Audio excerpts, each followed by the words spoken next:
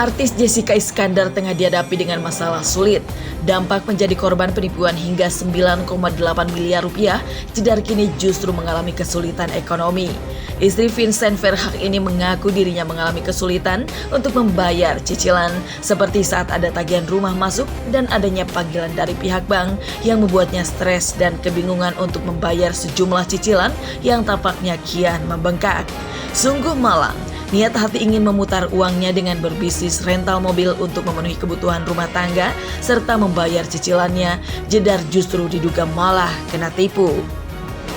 Ya kalau sekarang sih kan ya maksudnya kalau untuk kehidupan sehari-hari ada suami. Cuma kalau kayak yang susah itu ya cicilan-cicilan aja paling. Kan tadinya berpikir bahwa uang yang siapin buat bayar cicilan itu bisa diputerin gitu, tapi ternyata hilang semua. Jadi yang cicilan-cicilan aja yang nunggak-nunggak itu yang pusing, yang karena bunganya kan sekarang udah 13,5%, terus udah gitu setiap waktu nggak bayar, telat bayar itu ada denda lagi gitu. Jadi pusingnya tuh di situ gitu. Makanya gimana ya caranya itu, mungkin itu juga kali yang bikin stres gitu.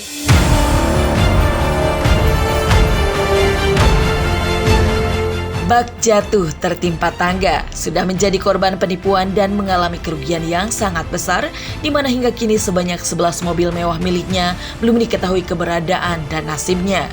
Jedar justru digugat balik oleh terlapor Christopher Stefanus Budianto atau Steven atas dugaan pencemaran nama baik, lantaran tak terima dituding melakukan penipuan. Sementara kasus yang dilaporkan oleh Jedar masih diproses oleh kepolisian. Jedar dan Vincent pun menuntut adanya kepastian hukum atas perjuangan mereka menuntut keadilan. Kalau kami kan hanya kembali lagi memperjuangkan hak hukum daripada klien kami. Dan disitulah makanya kami datang ke sini, kami kooperatif, menemui penyidik, tujuannya di situ. Supaya jangan sampai kita memberikan pun asumsi-asumsi liar, kan begitu. Sebagaimana apa hasil koordinasi kita, nah itu yang akan kita terus jaga di situ. Dia tuh selalu semangatin saya sih, maksudnya kita juga berjuang bukan buat apa-apa, tapi buat keadilan. Apalagi kita kan korban. Jadi tujuan kita yaitu untuk tahu perkembangannya kayak gimana dan kita juga kejar keadilan kita. Kalau saat ini ya yang saya tahu ya masih diproses. Saya tetap optimis, pasti kebenaran akan terungkap, di mana saya merasa diri saya sudah menjadi korban. Saya hanya ingin hak-hak saya bisa dipulihkan supaya hal seperti ini tidak terjadi lagi dan tidak menimpa orang-orang lain. Semoga diberikan jalan yang terbaik buat prosesnya supaya bisa cepat, agar tidak berlarut-larut, supaya bisa membantu orang-orang yang seperti saya yang mengais keadilan di Indonesia. Yang saya bisa omongin mungkin saya cuma minta pertanggungjawabannya. Ini udah benar-benar merugikan saya secara material, waktu, batin. Saya jadi kacau, jadi saya benar-benar nggak mau ini berlarut-larut. Semoga ada pertanggungjawaban yang baik, yang sepadan lah sama apa yang saya alami gitu.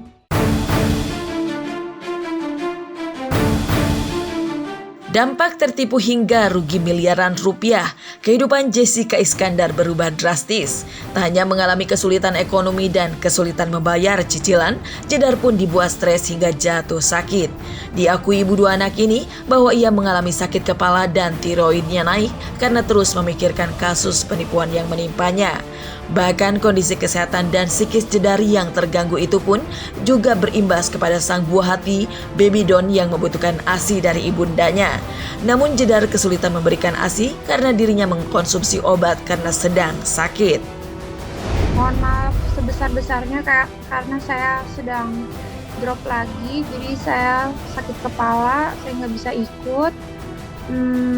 Jadi mungkin dengan adanya Zoom live ini saya bisa menjawab pertanyaan dari teman-teman wartawan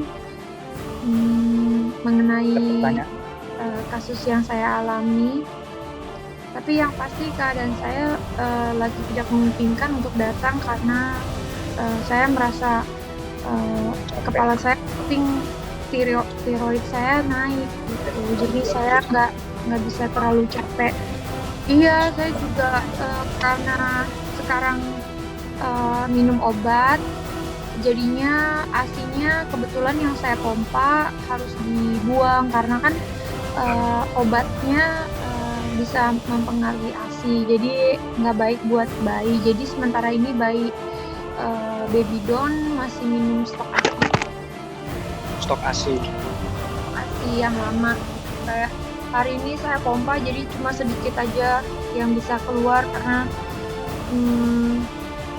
juga mungkin kesehatan berpengaruh ke hasil ASI-nya ya. Sudah mulai membaik, tapi tetap harus dijaga-jaga karena kayak kalian kan semua tahu dia kan punya tiroid. Jadi ketika itu muncul, ada kemungkinan besar sebenarnya harus minum obat.